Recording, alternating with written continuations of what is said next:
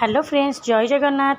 आज तो आपको कही सकाळे चिंगुड़ी आनिबा पई, किंतु ये पोहला माछ धरिकी आसीथिले। सी काटिकी सियाड़ू नहीं आसीथिले।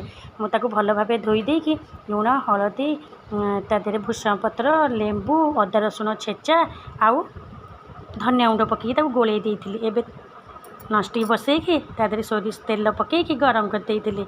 माछ गुड़ाकू ता देहरे पकई देइथिली। आम माछ तो टिके टिके हेई आसिलाणी।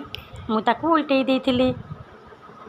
आपण भी गोटे थर को करी खातु, बहुत ही स्वाद लगे, बहुत ही सुंदर लगे। आसतु गरम गरम पखाल रसुण लंका सहित चकुड़ी खाइबा।